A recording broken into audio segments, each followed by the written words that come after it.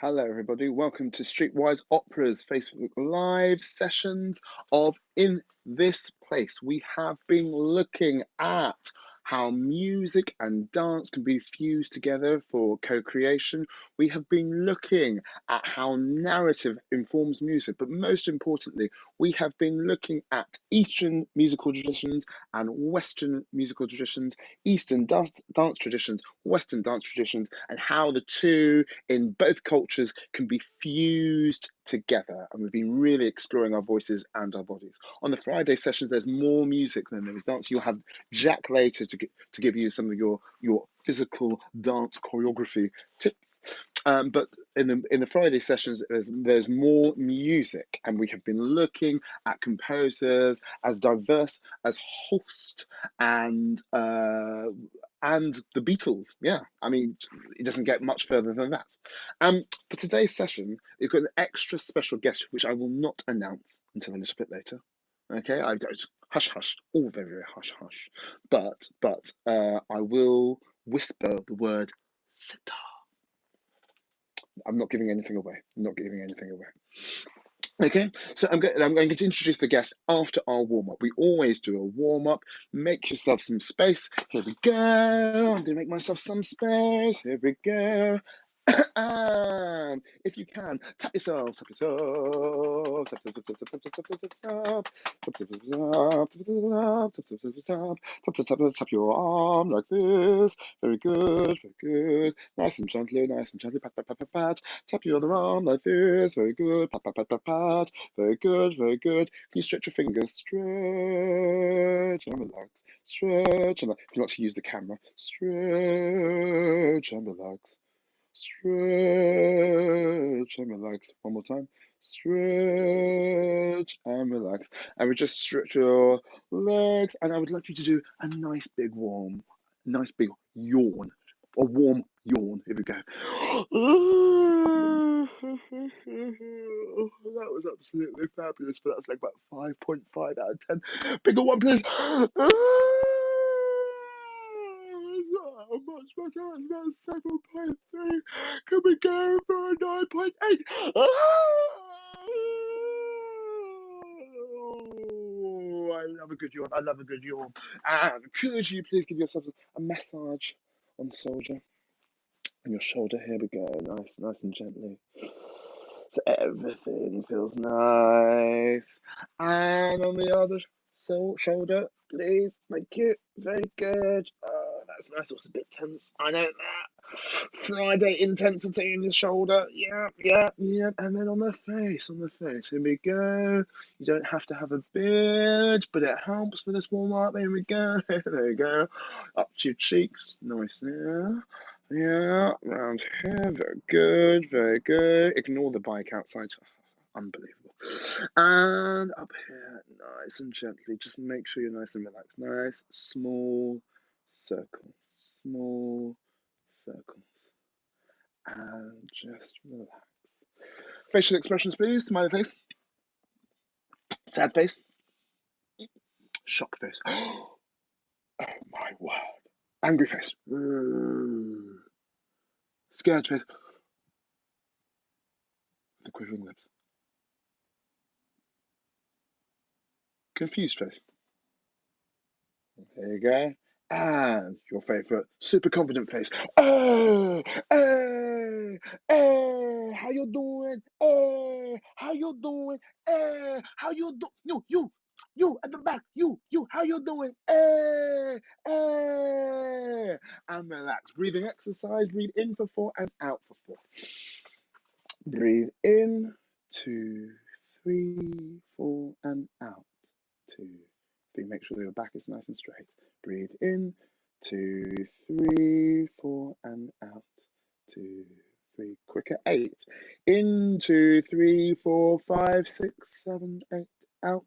2, 3, 4, 5, 6, 7, 8. In, 2, 3, 4, 5, 6, 7, 8. Out. 2, 3, 4, 5, 6, 7, 8. This time, as we did last time, and this is what we're going to do from here on in, so we get used to the beautiful melodic line that you created, your fusion rag, as it were. Yeah. If you remember, 1, 2, 3, 4, 5. Those were your notes. So I'm going to play those notes as we do the breathing exercise. Breathe in for a quick 8, out for R. There is no right or wrong about what note comes out. Just feel it and enjoy it.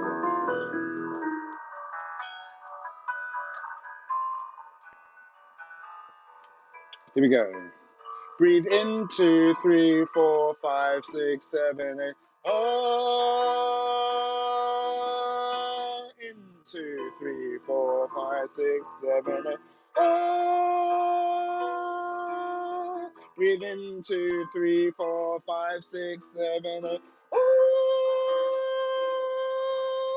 breathe in, 2, 3, 4, 5, 6, 7, 8.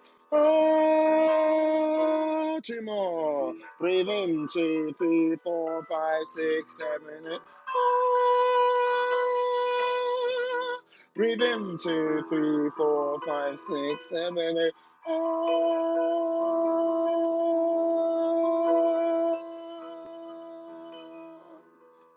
Just breathing in, breathe out. Breathe in, breathe out. Breathe in, breathe out. Just relax. I hope you're nice and calm. Very good, everybody. Now, quick song before I introduce the very special guest. I'm going to do this nice and quick slide, okay? The lyrics are very complicated. This is a beautiful, brilliant, fun Hebrew song, Hebrew number. And the words are Haida, Haida, Haididida, Haida, Haida, Haida. Now you'll see in the words that there's a clap. Yeah. So when you get to the Haida, Haida, Haididida, then you clap. Haida, Haida, Haida. Yeah. Haida, Haida, Haididida, Haida, Haida, Haida. Again. Haida, Haida, Haididida, Haida, Haida, Haida. Next bit. It's even more complicated. Are you ready? Here we go. Next bit just goes. Haida, Haididida, Haida, Haida, Haida. Again. Haida, Haididida, Haida, Haida, Haida. We ready? We go nice and slow. From the top. Haida, Haida, Haididida, Haida, Haida, Haida, Haida, Haida, Haididida, Haida, Haida, Haida. That's the next section. Haida, Haididida, Haida, Haida, Haida, Haida, Haididida, Haida, Haida. From the top. Haida, Haida, Haididida, Haida, Haida, Haida, Haida, Haida, Haididida, Haida, Haida, Haida, Haida, Haididida, Haida, Haida, Haida, Haida, Haididida, Haida, Haida, be faster, Haida, Haida, Haididida, Haida, Haida, Haida, Haida, Haida, Haididida, Haida, Haida, Haida, Haida, Haididida, Haida, Haida, Haida, Haida, Haididida, Haida, Haida, Haida, Haida, Haida, Haididida, Haida, Haida, Haida, Haida, Haida, Haididida, Haida, Haida, Haida, Haida, Haididida, Haida,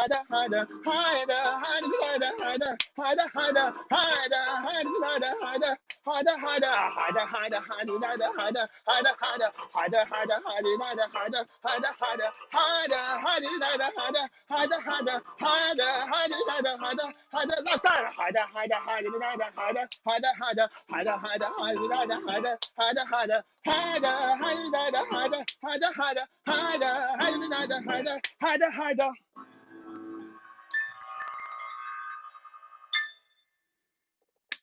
Excellent work, everybody. Excellent work. Some brilliant high doing. And you got your mouth around the words. It's quite hard. It's quite hard at that speed. So I have to introduce to you a fantastic, wonderful person who is both a composer and a sitarist, a person who plays the sitar. I had to look up this word sitarist because I didn't know exactly, sitar player, etc. I did look up sitarist and I think I'm right. So we've got a composer and sitarist, wonderful, brilliant. May I introduce to you the fantastic Jonathan Mayer. Jonathan, Oh, hello. thank you. Hello. Hello. Thanks for inviting me on. It's been a pleasure, absolute pleasure. I think our audience are absolutely eager to hear what a sitar is for some people, Yeah. and just to hear the amazing sound. So, Okay, let's get straight into it, shall we? Right. So here we have sitar. It's quite an old instrument. I mean, but the sitar as we know it, as it looks now, this is a fully decorated one, so you can see all the decoration up there and the carvings on the pegs. The sitar is about 100 years old, but the music tradition goes back thousands of years, and there's been a development over that sort of time. And the sitar has really been developed when the strings were turned to metal, and I'll explain that and show how the strings work. So we just like a guitar, we got frets, so you can see the frets. The only difference is the frets on this are tied on with string, which means that I can actually move the frets, so I can just move them around to the notes that I need. I've got some big pegs and I've got some small pegs, so let me explain that, in which case I'll bring this up here. So if you look at my bridge, so it's a bit different from a guitar bridge because it's quite long, and I've got two. I've got a small one underneath and a big one on top. So if I turn it this way, you can see I've got two layers of strings. So on top I've got 7 strings.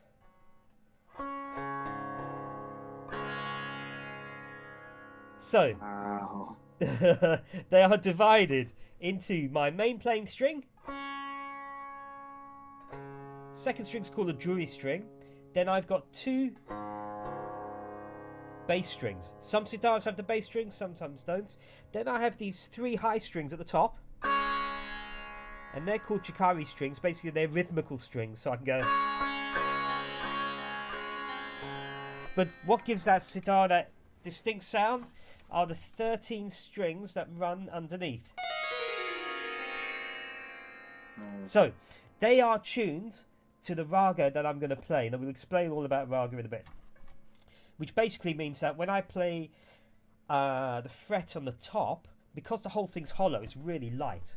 It's a really light instrument, which means it's also very delicate. So we've got to be careful with these things. That the strings underneath will resonate. So hopefully, if it's in tune, if you hear that sparkly sound, that's what gives that sitarist resonance, and the whole instrument can sing out. Now, I pluck the string with a plectrum. So a guitarist will hold a plectrum like this. This one goes on my finger. It's made of metal. It's quite painful. So eventually my finger turns a bit purple. Hasn't fallen off yet. Really. We'll know that's the end of the session. That's the end of the session. Yeah, when you hear the ambulance in the background.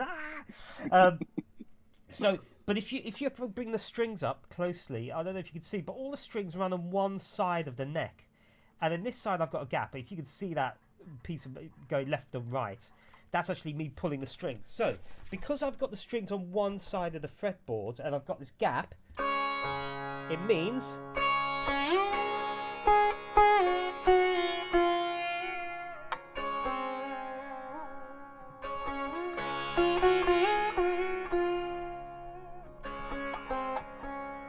I can pull the string.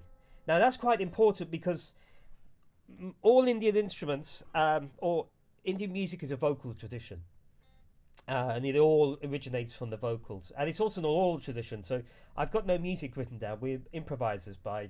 When we're playing the sitar, we just improvise everything.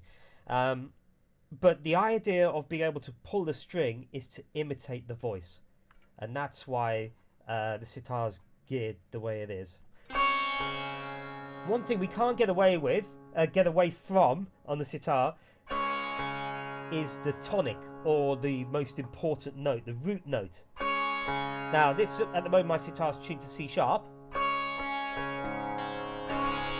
So So there's no way, like if you play the guitar and you got your 6 strings, and you're able to change the chord, and you can modulate. You go different places. With the sitar, we don't do that. We've got that one C sharp. And you stay in that. You said you tuned to the rags. You stay in that world, if you like that I music would world. stay in that world for an hour, and I would improvise on that one scale or raga, which is going to bring me on to what is a raga. Fantastic. Segue. Check out the segue. Seamless. Yes. Professional. So, the funny thing is the sitar and the genre, that's the type of music it is, they're all interlinked. So the instrument was really made for Indian classical music. And also we should point out, quite important, that if you look at India, it's sort of like a V shape, isn't it? And we need to put a line where Mumbai is, basically, because South India has completely different music. It has different instruments, a veena, madangaram. They use violin quite a bit as well, ghatam, which is like a clay pot. Whereas the north of India, we have sitar, sarod, sarangi, tabla. So very much different instruments. But so everything, just to clarify for the viewers and participants, almost everything that we have focused on over the last few weeks has focused on the classical music of northern India. Yes.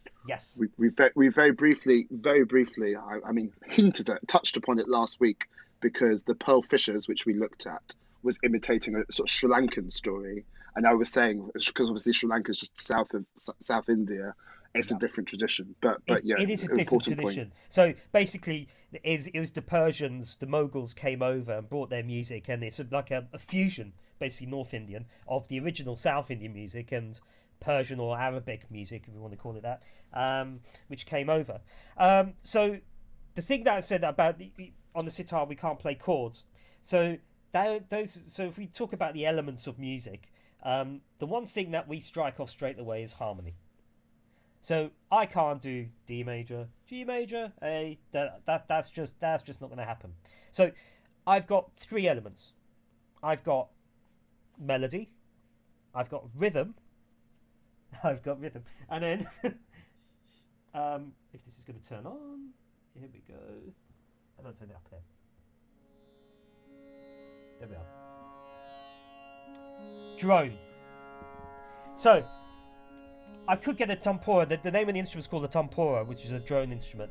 I could get somebody in to play it, but why not just use an iPod instead? So this iPod drone, they're pretty good actually, is giving me that drone. So this is C sharp. So you can tell that I'm not going to get away from that C sharp. So I've got that in the background. And then my sitar is tuned to the same. So that's it. I've got my drone. So melody-wise, so I'm going to choose a raga. Now, there are hundreds of different ragas. You could basically say if you're by the keyboard, or you can sing from, let's just say we're in C to make it easy. So C, D, da da da da da da da da da da. But you got 12 semitones in there, and you can go up one way, you can come down another way, and you think about all these different permutations, different ideas you could have. With that in mind, you could be almost, you could do thousands. But there are hundreds, and there's a lot of grammar behind it. So somebody sat down and written down all the way this should be played, the way that should be played. So what we could do is we could choose the notes. So let's do straight major scale on the way up. On the way down, we're going to do a dominant 7.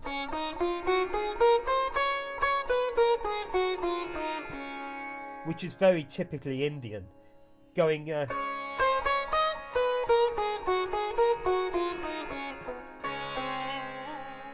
So, we got our notes. We got our framework. Yeah. Then we need to think, well, if we make one note more important than another when we're improvising, it's going to give us a different feel. So, let me sit properly for this. This is how we sit to play the sitar. Half lotus position. I don't do yoga, but I'm still quite young. So just to say, I think if people are watching live at home, I think that should be part of their dance warm up. to sit there we exactly as go. Jonathan is sitting. Yeah. So, Yoga. it's not too Okay. bad. I could do it. So my right leg goes I'm on on a top of my chair, left. but I'm going to attempt. I'm going You're to gonna attempt. attempt it, yeah. Yeah. Just like this. There's a lot, yeah, yeah. You could be doing anything. I can't see a thing. You've no idea.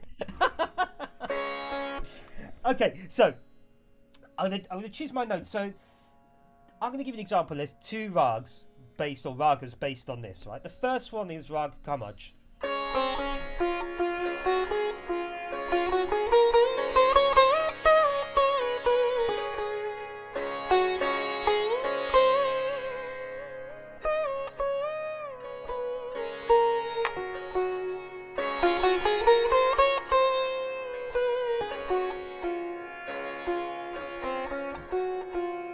Okay. Then there's another rag called rag desh.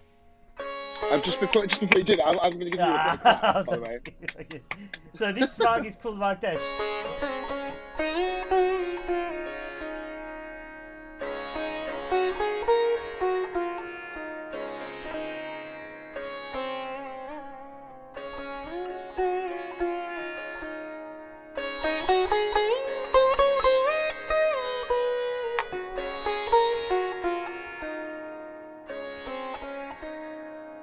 So the second one I was playing this note quite a lot. So what we have in Indian music, we say vadi and samvadi. Vadi means most important note. Samvadi means second most important note. But basically, if we change the most important note, which means when we're making up our phrases, we just use that note more, it will give it a completely different feel. Gotcha. So you could have a normal pentatonic scale. Now, in the West, you Five probably... notes? Yeah, 5 notes. You would try to tend to go... So that's... The third note, 1, 2, 3, is really quite important. But in India, the 6.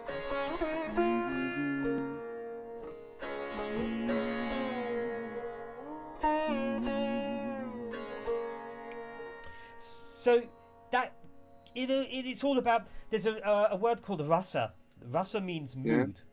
So you're gonna think, if you go to an Indian concert and they say, "Hello, my name's so and so, and I'm gonna play rag yaman." I'll just pick a rag out. And you think, great. And you're not gonna think, great, rag yaman, brilliant, 5-minute piece. No. You're sitting there for an hour, and you're basically taken on a journey. Beautiful. Yeah. So just so that, because you were talking about if you make 6 important, Yeah. I just to fill you in, when we were trying to think about rags ourselves, we were looking at the normal major scale, and we were looking at, because you can have different sort of attitudes to different notes, etc. Yes. And we were actually in the example when we did a normal C major scale. We made 6. I'm going to sing in your key. Something that had lots of vibrato. Yes. Just as we were demonstrating that idea that it's not just the notes themselves; it's a thing that happens. So we actually, in our made-up example, we made 6. Yes. Held.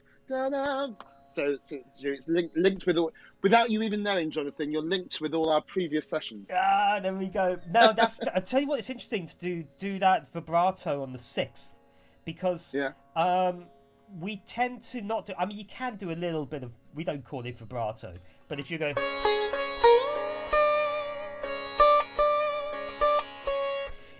That was on the flat 2nd. However, you could do it on the 6th, 7th, whatever, but you cannot do it on the tonic or the 5th note, the dominant. It just doesn't sound. It's too important to ornament that in that way. So we keep that straight. But our main ornamentation is the gliding between the notes. I mean, that's what you hear all the time. We call it meaned. And once again, it's the idea of imitating. If you listen to Indian singing, da, da, da, da. So it's got that glissandi between that sliding between the notes. Beautiful. And that's interesting because that's. Could we just before you move on? Is it possible? Because we can hear that drone. Yep. Is it possible that while I'll start. The participants will do it as well. If we start singing the drone, I'll cut out because this is Zoom and I don't want to cut out you. But could you play over the drone and then our participants will be singing the Yeah, underneath. Does that make yeah. sense? Let's have a go. Let's have a go. I love this is what we're here for. I love it. No.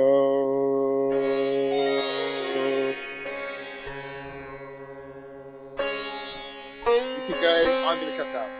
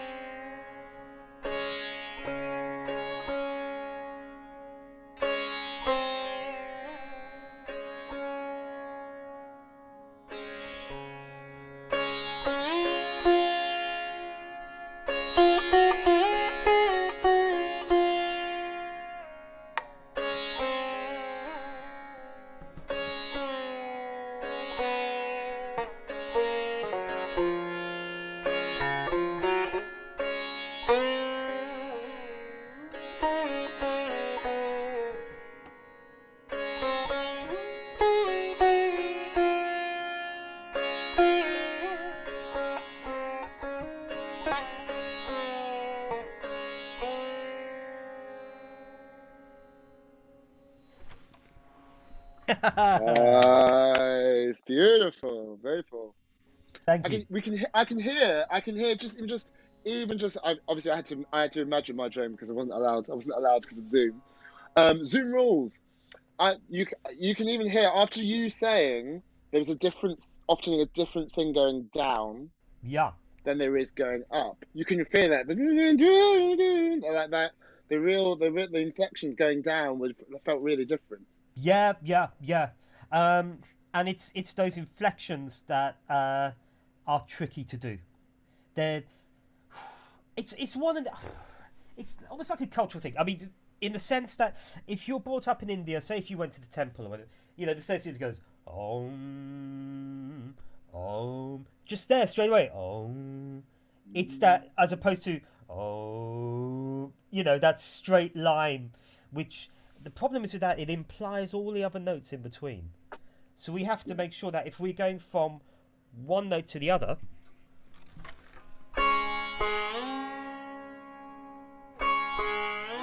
establish the notes, da. Even that movement there, da. It goes da, and it's the same when we go down, da. So we have to be careful if we go no.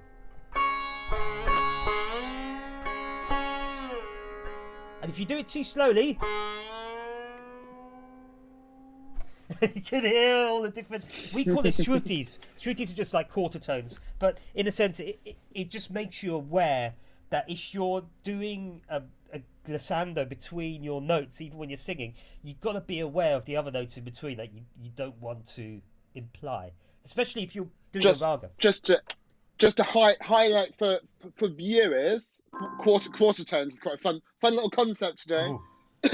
So in Western music, because we've been comparing the two things together. In Western music, we've talked about 1, 2, 3, 4, 5, 6, 7, 8.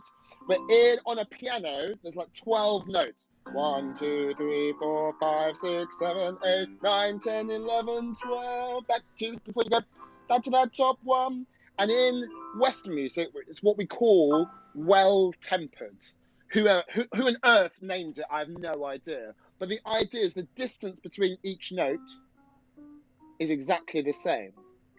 Whereas as Jonathan was saying, suggesting, you tune to the rag. Yeah, you tune to the rag, and it's not about everything being absolutely even, which is what we call a tuned piano, for example, is like it's not about that. It's different. So when Jonathan's talking about quarter tones, whilst into our ears, that's a smaller distance as there is, all of us slide a lot.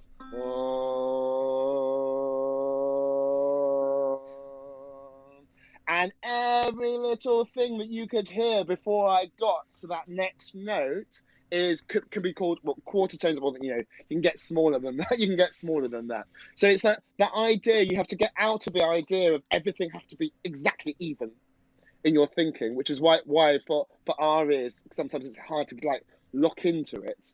But it's different. The bits between what we think of as two notes. Bang on, that's it. Yes, fantastic. Yeah, yeah. And there's some scales that I play which I really use. I mean, there's a typical sort of Arabic scale list. So.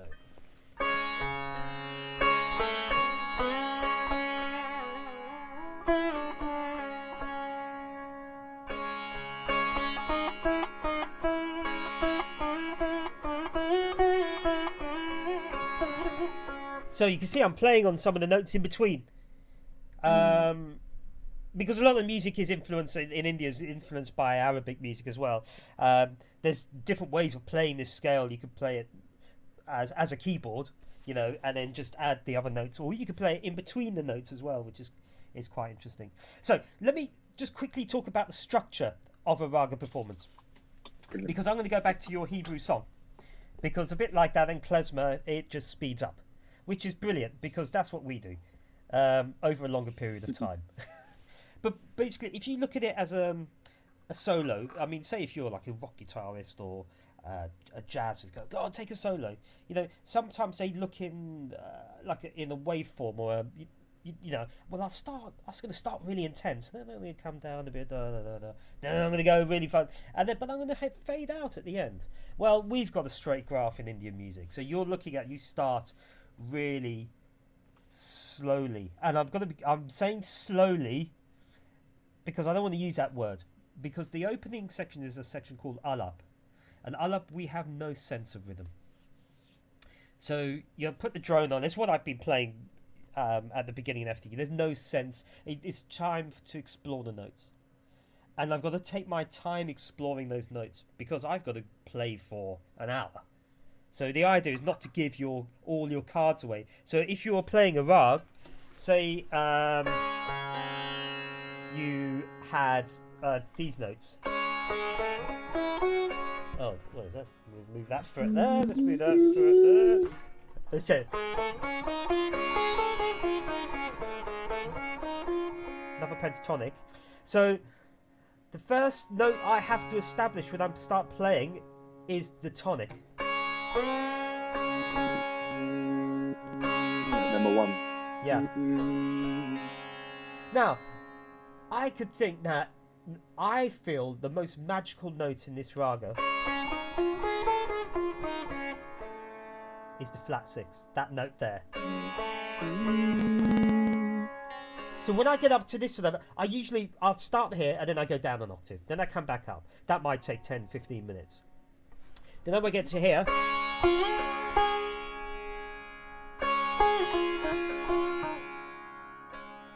now if I get the listeners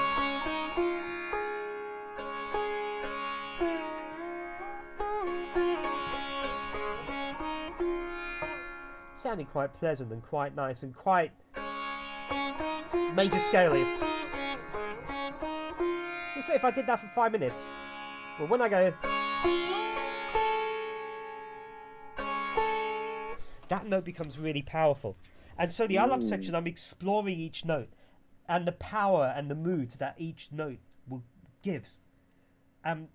So we just to explain to our participants, what you've just done, what you've demonstrated, that start of raga is essentially that's as far we tend to explore. We're really just exploring the notes. So we've really been focusing on that.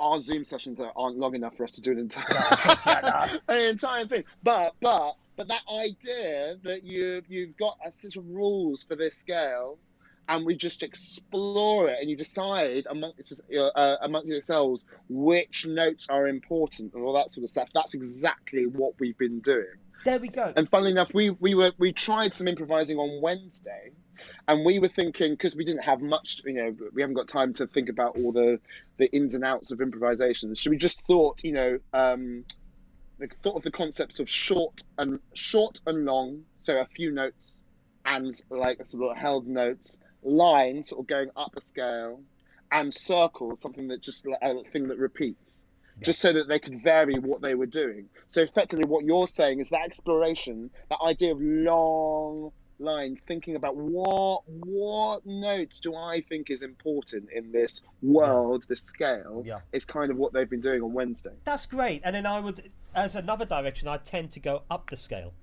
as I improvise. Yeah. But once again, I'm taking my time and introducing each note over a period of time. Once I've done that, that's the first section. The next section is called jaw.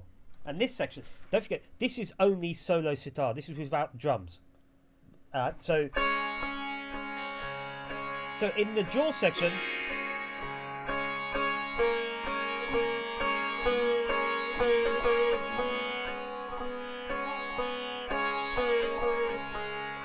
I do exactly the same as what I did in the Ulap, but I've got a pulse. You can feel it. So you can tell that the intensity's gone up. Yeah. And then once I've been doing this, I gradually increase the tempo. Oh, have I lost you? Hello? I'll keep going. I'm not too sure if I'm still on.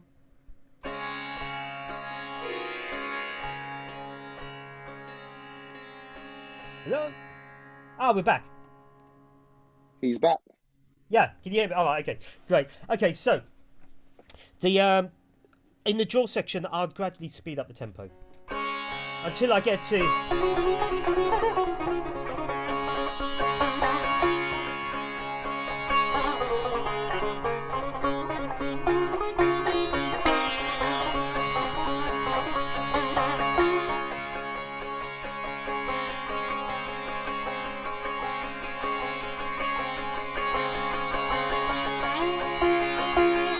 Then I've gone into the last section, which is called a jala. So you can hear this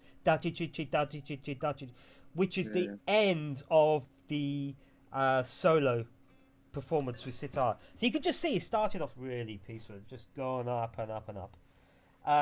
After then the tabla will come in. That's when we introduce rhythmical cycles.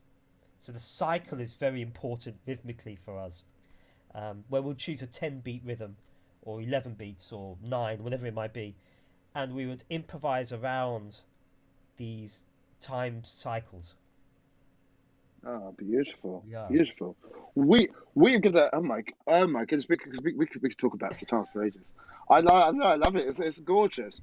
Shall we spend, because we've got about 10 minutes? Wow. Okay. Could we spend a few minutes just, if you just say to us, because you, as well as obviously as obviously as an Indian classical performer, your composer stroke improviser is kind of like one and the same in the industry, but you are also what in the Western sense a composer as well. Yes. So just for a few minutes, if you just talk about some of the things that you've done there, and then after that, if you could give us a few vocal exercises. We talked about aiming, all instruments aiming for the voice, and it'd be amazing for you to play some things or demonstrate some things that we can sing as a sort of to and fro. That'd be really definitely do that. Okay, so me as a composer. So I should say my dad was a composer, and he did a lot of stuff in the 60s. Now he was Indian, and he fused Indian music and Western music. We're talking back in the 50s and 60s here.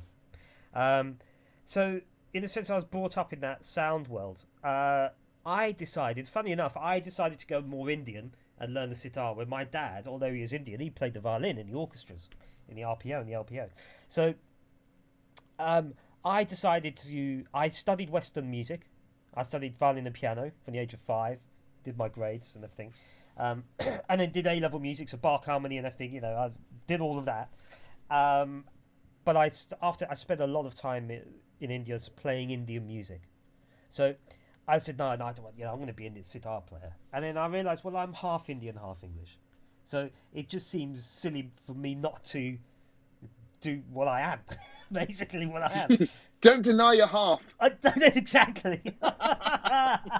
So I started with jazz, and I was sort of semi-composing with jazz and improvising. And then I did something called the Teak Project, good few years back, which was sitar, guitar, and tabla.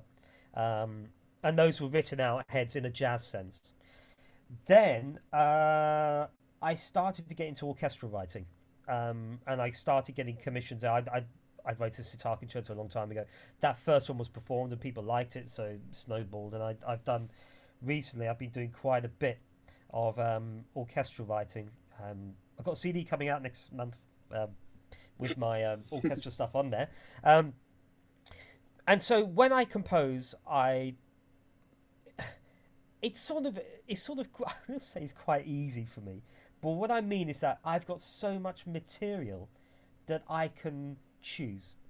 I've got hundreds of ragas that I could choose. Now, yes, my compositions are influenced by ragas because that's my sound world as well. But so I could say, right, okay, this first section I'm going to choose rag so and so, but maybe I'll change where the tonic is, where the first note, so I can mess around a bit with the harmony as such and the sound world.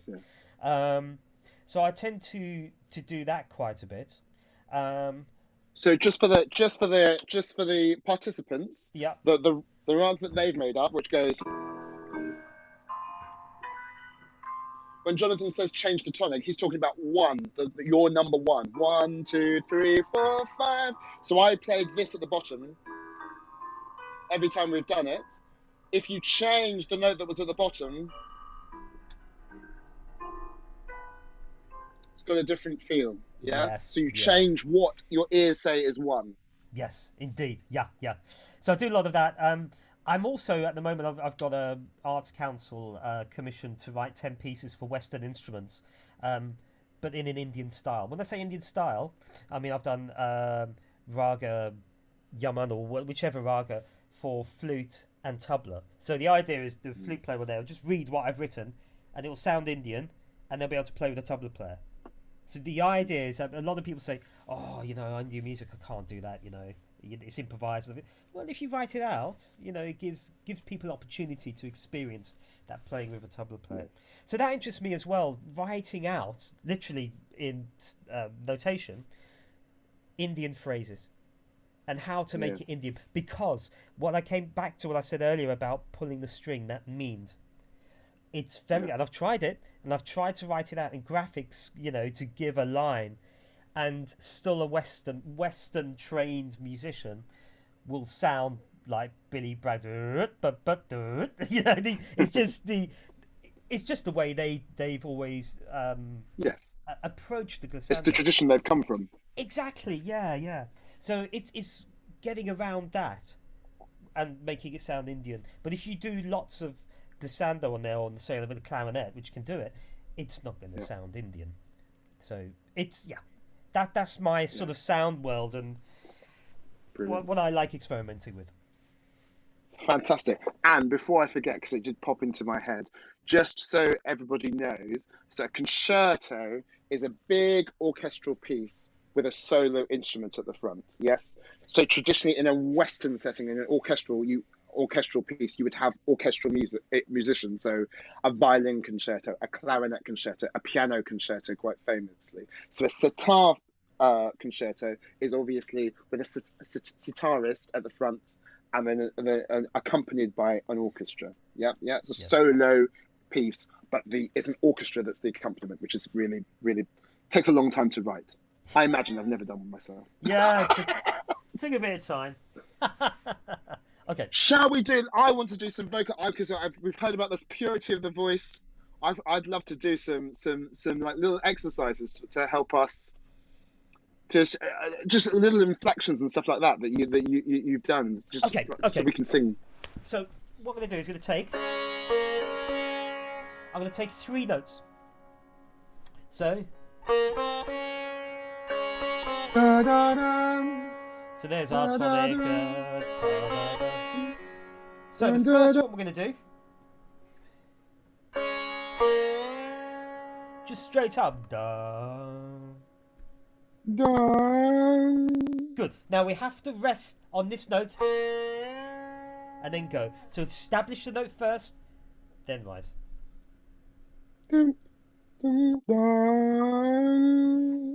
And then if we do it too slowly, what we talked about, Bit We're going to faster. I need to do a bit so faster. this is where it's tricky, isn't it?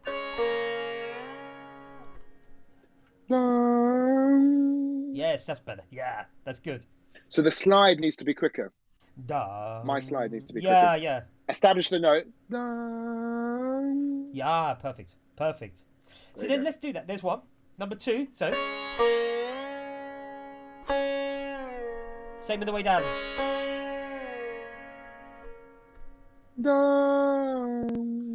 Perfect. Absolutely perfect. Yes. It's always the trickiest one is the one on the way down. Because that's the one that can sound really cheesy if you if you do it wrong. But that was fantastic. That was really good. Okay, so let's incorporate the other note. So this time we're going to go.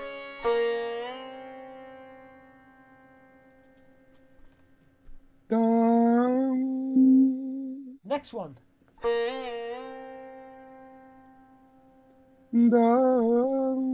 Yes.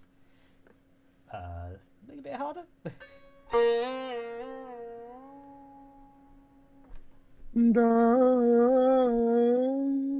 Excellent, fantastic. And then you've remembered how to do a da at the end. So I can only do it with my hand. yeah, but that's great.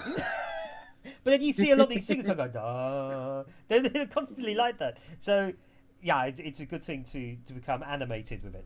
It's good. And once again, Beautiful. big dance movements, isn't it? You know. Can you see it? Anyway. Okay, let's do this one. This is a tricky one.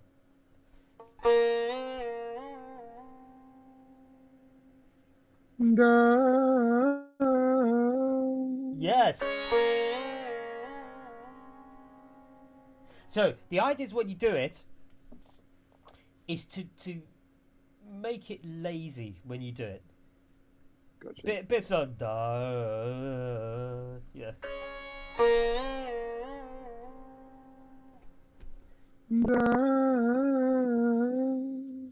Excellent, excellent.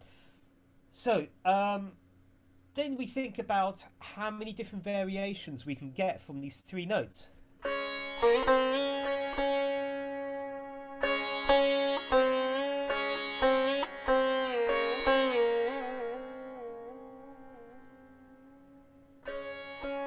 So now I'm using the sustain of my instrument, but then you would use the sustain of your voice to carry the line on. I see. Now, what very important point is when you're doing these improvisations, and it's the space in between. It's the silence, which is so important. We've got the drone going in the background, so that will fill the silence. But if you do a very intense line melody for a little bit, the person needs to digest it. Digest it. Yeah. Which is why when we tried to create a little sort of fusion, it was out of a breathing exercise. So it's almost as though what you're saying is there's a need to inhale before you exhale, where you hear the sound, and obviously the more intense the sound that comes out, the more we all need to digest and breathe. Yeah. Before you get to the next one. Indeed, yeah. And then as the performance goes on, and as my intensity goes up, those gaps become a bit shorter and shorter. And also it depends on which rag it is, because some rags are really deeply meditative.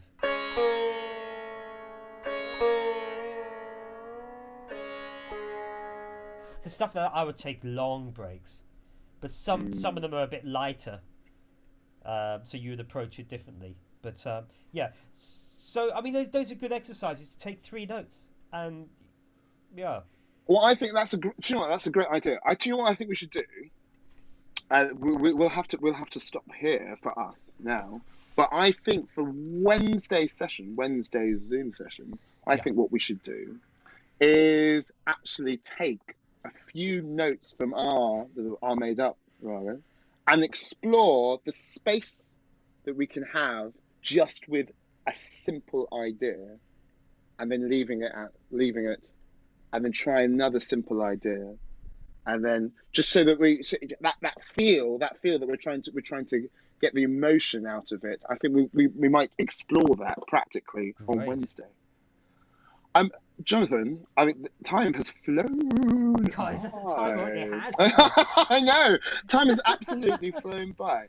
I'd like to say on behalf of Streetwise Opera, it's been an absolute pleasure and revelation for all of us to hear sitar and hear everything explained to us that I've been sort of rambling on about for the last few years in a shorter term. But it's been wonderful. We're going to give you a round of applause. Thank Thank you you, thank you. so much for your time and talent. And for those of us who will be on Wednesday's session, Jonathan will be with us, and we'll be hearing the sitar live on Wednesday and exploring our music with the movement, with the sitar, which would be absolutely incredible. And the only thing that's left for me to say is over to Jack for more movement tips.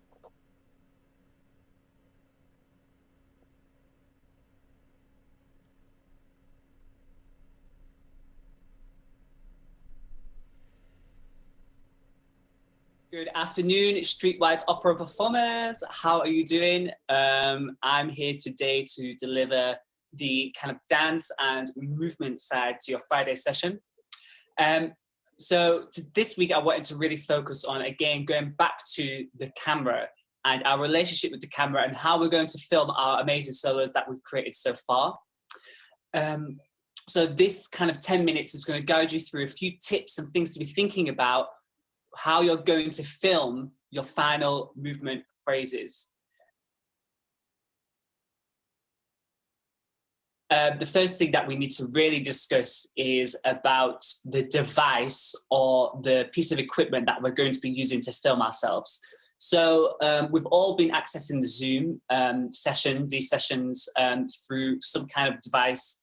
And hopefully that device has a camera attached to it. So that could be a webcam, that could be the camera on your phone here, could be the camera on the front of your phone, it could be on your iPad, it could be on your tablet, it could be on like a camcorder, and you can send the file over. So when we're thinking about filming our solos, we have to think about what device we're going to be using.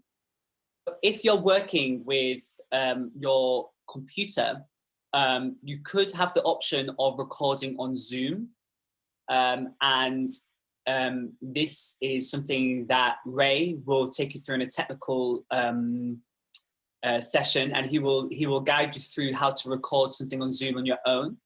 There's also the possibility, if you have an inbuilt recording device with your webcam in your computer, like for example on Mac computers, on Apple computers, there's photo booth. The same in our phones, we have the camera setting, and we're able to we're able to record through the camera setting here, which is quite interesting. You could also have double camera, a camera film and a camera. After thinking about what device we're going to be using for our filming, the next thing to think about is how you want to frame your solo, whether your film is going to be portrait or landscape. So we have to think about the orientation of your device. So when we're thinking about filming our solos, it can be really good to think about how we're going to be framed in the image, whether it's going to be in a landscape, which is kind of like, imagine a landscape painting very wide, or whether it's going to be portrait, which is very tall and long. So there's a few clips here. Here's an example of a landscape.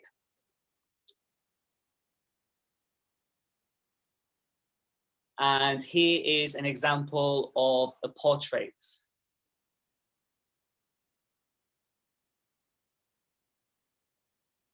The good thing about filming in landscape is that we have lots of space to our side. So if our movement is moving around in big ways like this, maybe we want to film in a landscape setting. And this can also be really good if we're just filming the upper body. It can be really nice to capture the shoulder line and also kind of our head and my massive hair today. This can be really good. However, if you're filming standing and your movements are going more up and down or forwards and backwards, it can be great to capture in a portrait mode and capture more of the body in a full, the full length of the body. So this can be a choice, and it can be something that you can play with filming your solo both in a portrait mode or in a landscape mode. one important thing to mention is that sometimes the devices that we're using might only allow us to film in a landscape mode. So for example, on my computer here, I can't really, without maybe putting my computer at risk, twist it to make it into a portrait mode. And that's totally fine. And if I wanted to film in a portrait mode that I can't, that's also not really much of a problem, because when it comes to the editing, I can always crop it into a portrait orientation. So just work with what you've got and try to be resourceful in what you can do, and use this orientation option as a creative tool to work with, rather than something that you have to follow like a rule. It's really just something creative that you can play with.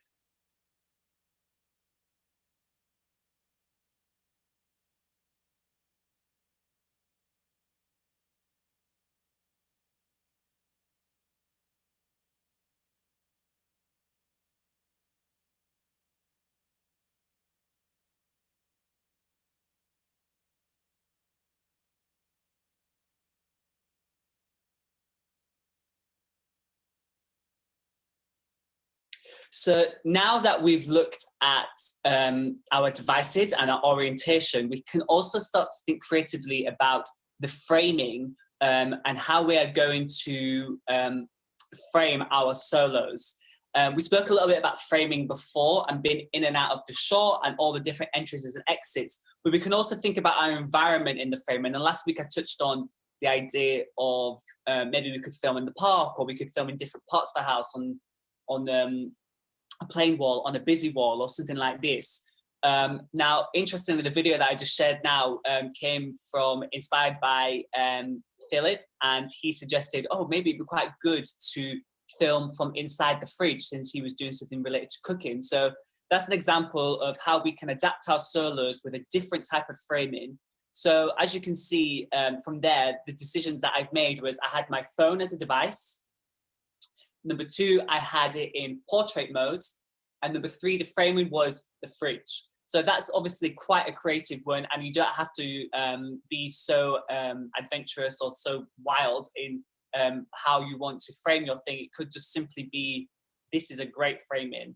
But if you want to have a play, and again, these sessions are about expanding your creativity and giving you options to kind of play and have a go at making different types of dance films.